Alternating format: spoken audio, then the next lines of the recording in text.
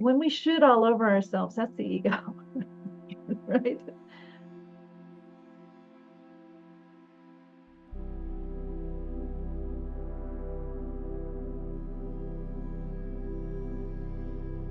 All right. So today's podcast is going to be a discussion on the topic of psychological forgiveness, or we could say forgiveness from a depth psychological perspective. Yeah. So I think what I'll do is just open the floor uh, for us to just, you know, begin exploring the idea of forgiveness as it pertains either to ourselves or patients, um, or just theoretically, ideas we might have and approaches we might take to the topic of forgiveness. So would anyone like to start or have any thoughts about it or questions? I guess the first thing that I like that comes to mind when I think about forgiveness is how difficult it can be. And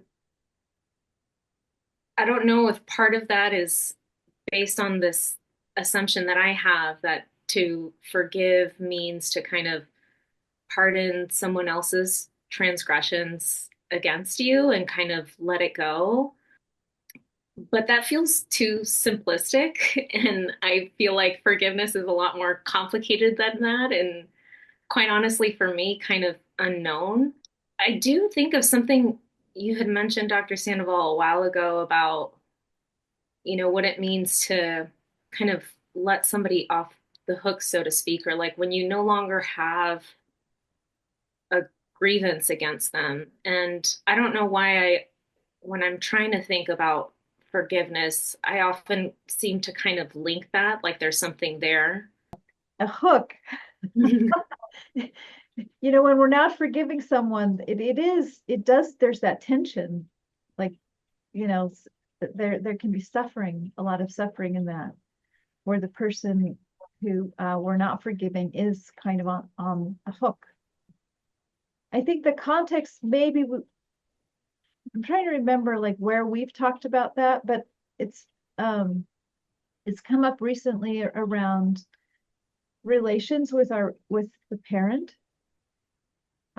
So if I'm in an adult parent relationship, oftentimes we'll find people are still making demands of their parents, even as adults, to be a certain way for them, like to be a better parent, or whatever demands and expectations children would naturally have toward parents and need to have toward parents. As an adult, we don't have to have those expectations. We actually can really parent ourselves. But oftentimes there's still these demands we make of our parents to be a certain way. And when they're not that way, they annoy us, or there's like, we feel like we're 12 again, like especially, we just had the Thanksgiving holiday. So I'm sure that was experienced by a lot of us. Like we go home to the family of origin and then we're like 8 years old again in that dynamic with a parent. So psychological maturity would mean where we release the parent from that old role and we just allow them to be as they are. And that way they can, of course, they're going to be that way. Of course, they're going to say the thing or not understand or make the comment, the critical comment in the kitchen or whatever. And it's like, that's okay. They can just be themselves because we're not having those expectations and demands that we have. So that is, in a sense, a form of forgiveness. We've released them from this sort of invisible or unconscious set of demands, and they're free to be themselves, and we're free to be more self-expressed too. But we don't have to be in that mommy baby role, like or parent child role anymore either. Yeah, it seems like that, or like that it also involves like a willingness to maybe see or wanting to see, like to understand in some way kind of who they are, or how how to see them, I guess is what I'm trying to say. Like a willingness to see them as they are rather than what we want to see them as. I can understand that when what you're saying, Karina, when it comes to wanting to see someone for who they are, rather than how you want them to be. And I think forgiveness is it's very challenging because the inner child or the wound that we carry, we are still wanting for validation or wanting for this external thing to make us feel better. Like Dr. Sandoval brings up the parent, and you revert back to the child, and you're still wanting the parent to not treat you that way, and it just burns up inside. And when it comes to sessions, I find that if there's someone that's very angry or has some sort of trauma, um, I don't really work with the child parent relationship, or I should say the child and the parent out here relationship. I work with the relationship within, because ultimately it's we have to sort of go through the work. We have to go through the forgiveness, and it's very hard. I think that because, you know, naturally someone attacks you, you attack back, or, you know, you fight back, or naturally we want to attack or push back. But in true healing and seeing someone for who they truly are, it's it's an internal job. It's an internal work that we have to do, and to break down the lens that these people gave us. You know, we put on these lens and we see them through these lens, and it angers us. And as soon as we take them off after we do all the internal work, we see them for who they are. They're just little kids. They're little kids too. They don't know what the heck they're doing, you know. And I totally understand. Fiery Latino, you know, I get it. We we want to argue back, and it's that's I think that's a very tricky one when it comes to sessions, for people to really wrap their heads around, to say, wait, what do you mean? So, you know, I'm not gonna, they're not gonna say sorry. I have to do the work. It's like, yeah. I always say, you know, they mess you up and you got to clean up the mess. You know, they break it and then you got to clean it up. And it's terrible. It sucks. Um, but that's where the work is. Well, and then the more mess that happens when like you internalize that voice of, you know, the other person or the parent or, you know, whoever, and then you start doing it to yourself without realizing, and it's like that relationship, like you said, continues on internally, and then you start creating your own mess based off of that thing that you kind of ingested. And then it's hard, like it can be so painful to then see your own wounding, you know, to not just see and like grieve the wound that's been inflicted maybe through the other, but then also how you continue to like perpetuate it in yourself. And then this comes to like the question that self-forgiveness and our own relation to ourself, and how difficult that can be too, um, especially if it's been going on for so long. Well, I think something that's really, really important and very helpful from a depth psychological perspective is this distinction that we have between the ego self, the ego persona,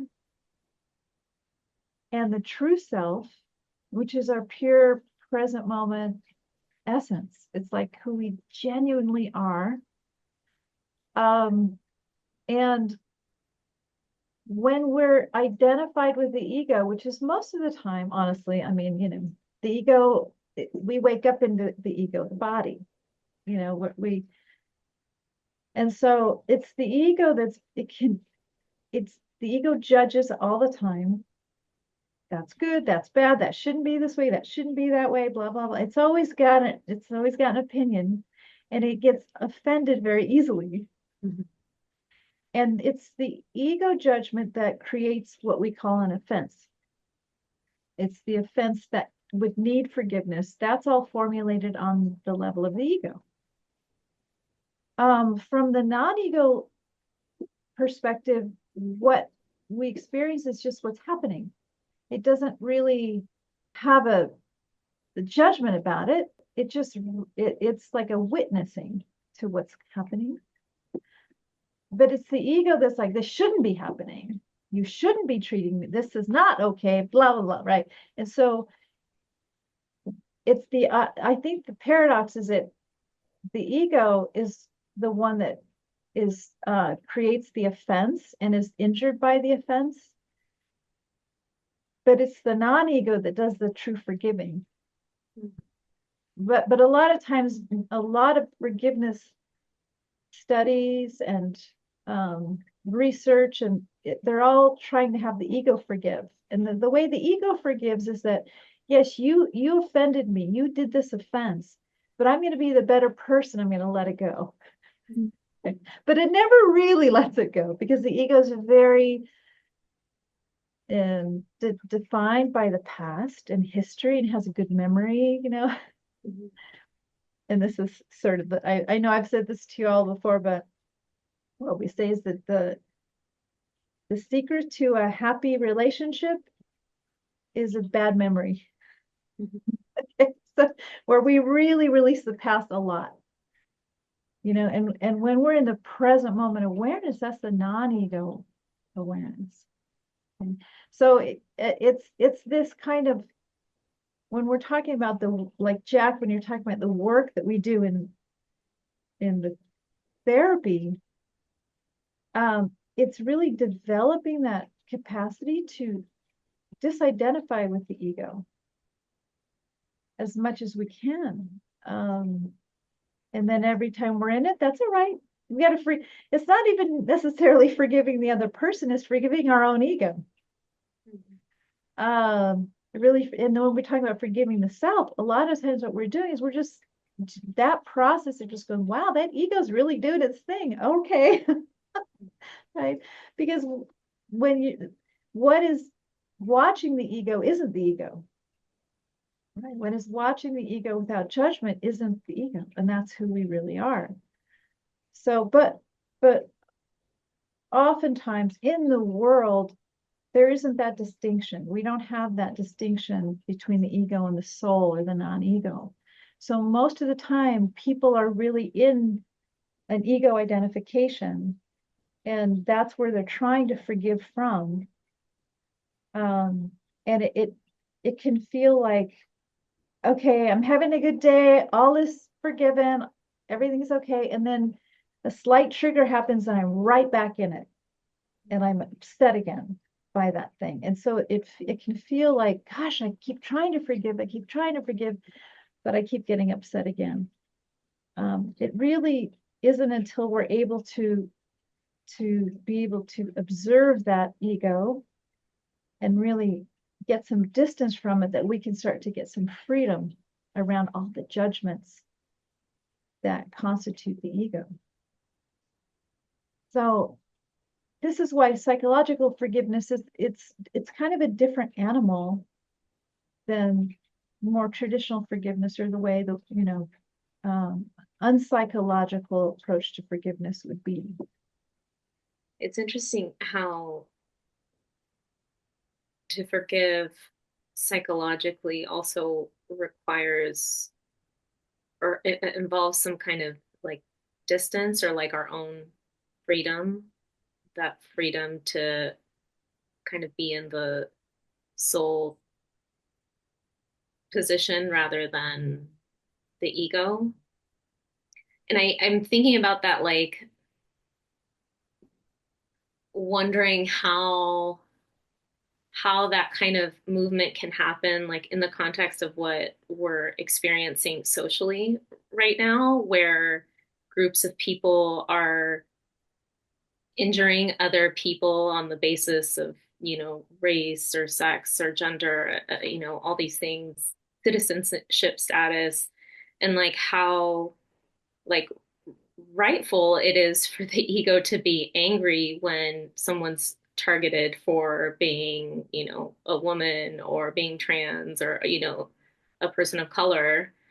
Um, and I'm wondering, like, for people of color and LGBTQ community, like how would like what would forgiveness look like in that context when like these acts of aggression and violence are so real and obviously the anger is so justified.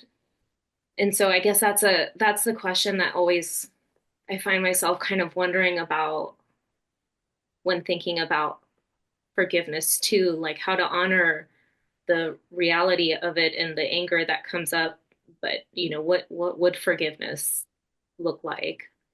Um, or how do you kind of move to get there?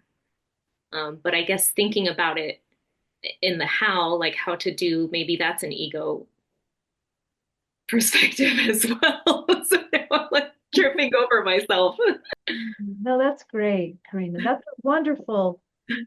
It's like, okay, let's get down to the nitty-gritty here, like what are we talking about?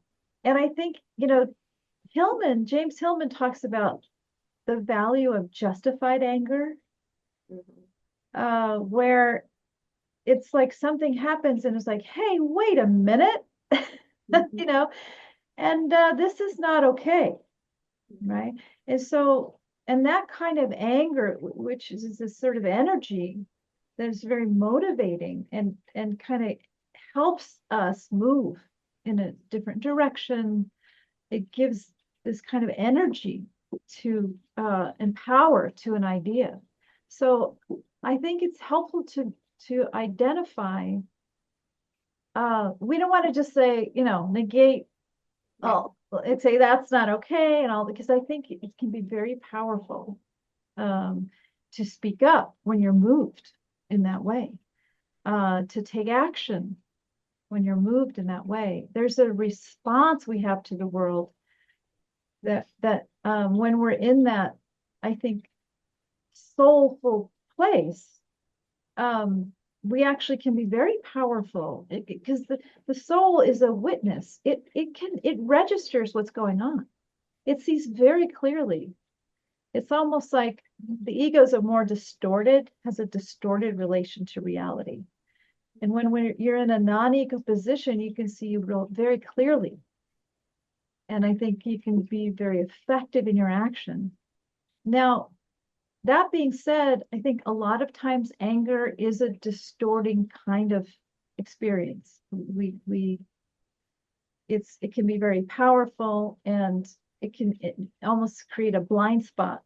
And I also think that we would never ask anyone to forgive.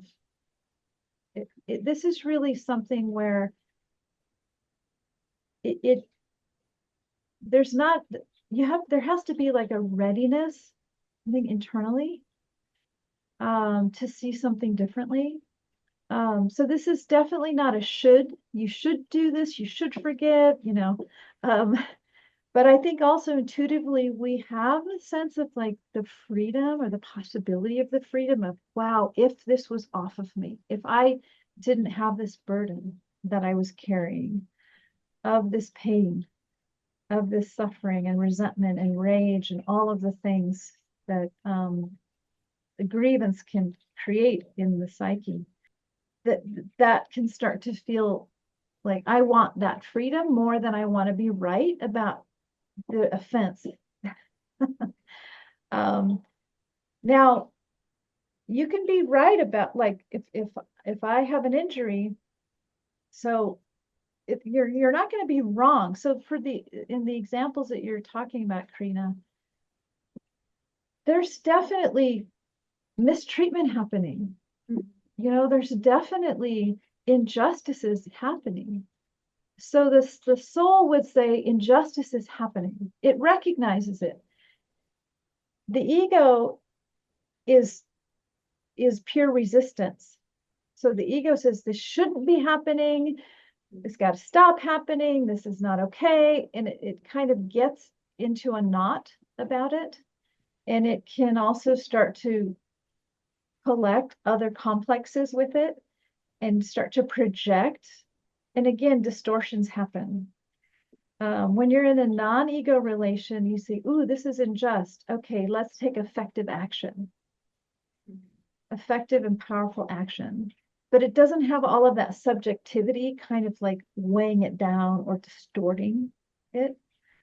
So I think it's important to understand what forgiveness does not mean no action. It doesn't mean no not being effective. It really, in a way, forgiveness clears everything up.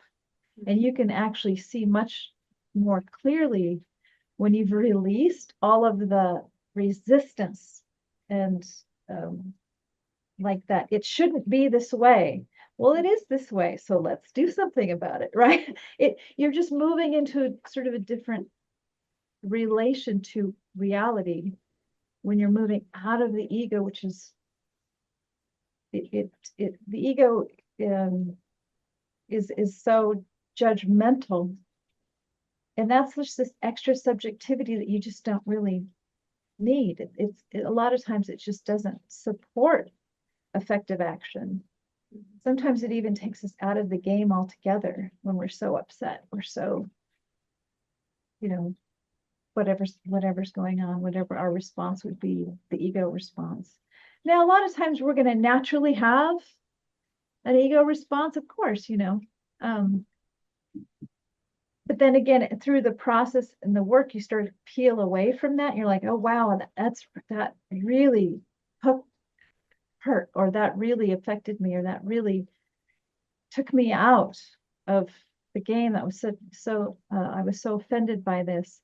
And it can, when you're in the observing mode, you begin to have power back.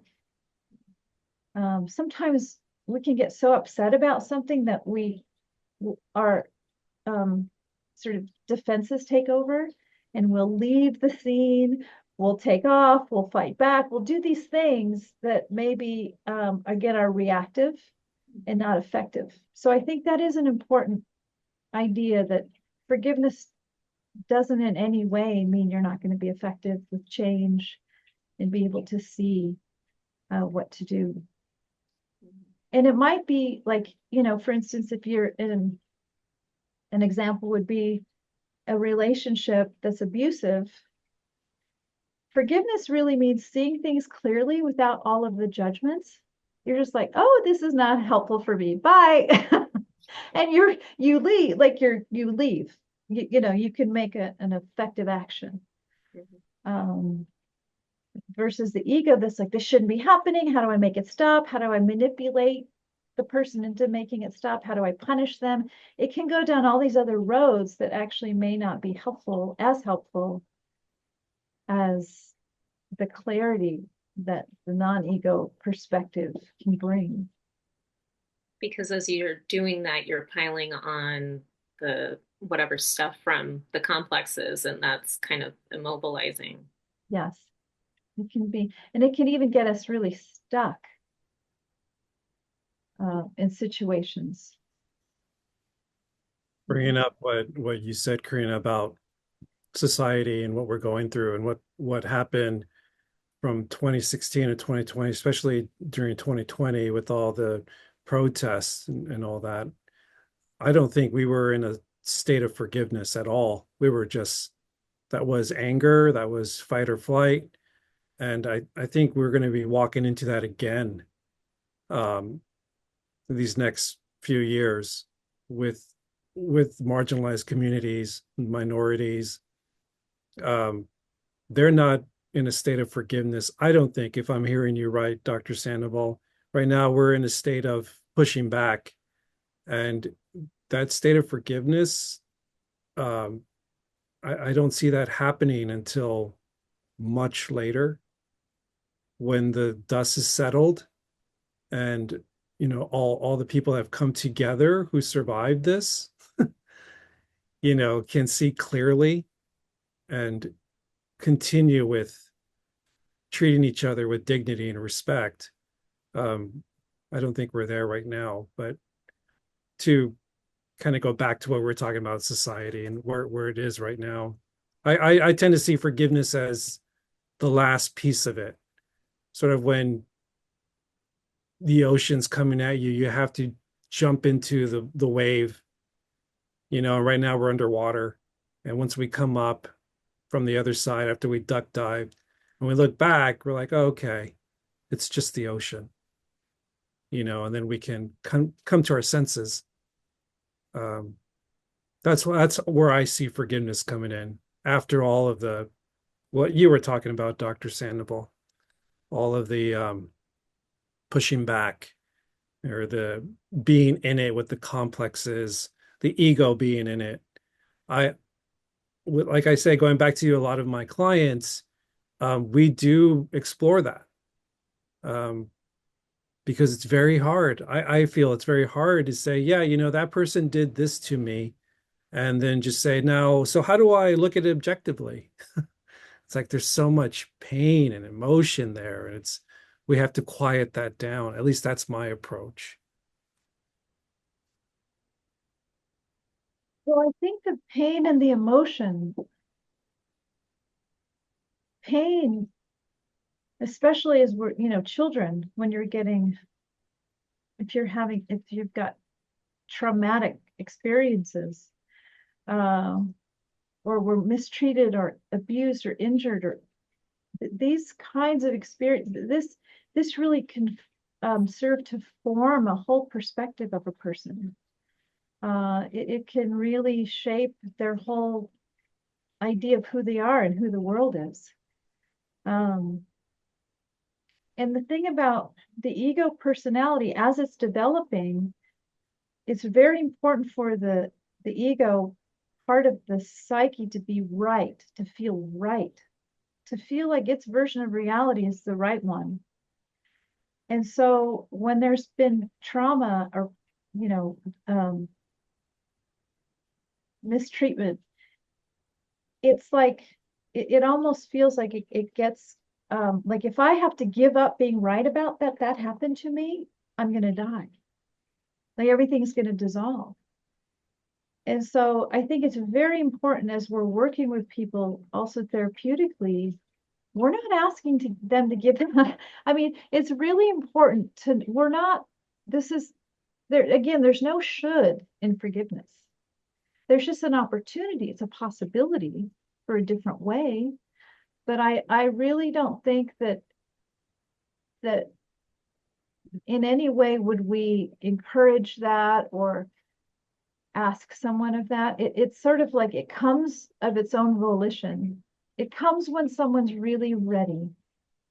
And I think it does happen. I mean, I think that's part of the evolution of the psyche, the healing of the psyche. It's going in that direction. It's going in the direction of releasing the past, of releasing this old identity that just doesn't help anymore.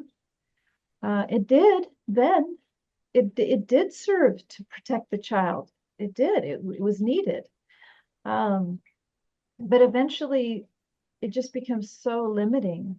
And I've seen people just go, okay, I'm done. I'm ready. I'm ready. It's all right. I'm like, and then when there is that readiness, to release these old aspects of one's identity, something glorious happens. It's like something completely otherworldly can happen. It's just transformational when we can step out of those old painful ideas of who we are. It's really sort of stepping out of those old archetypal garments, and we really become ourselves.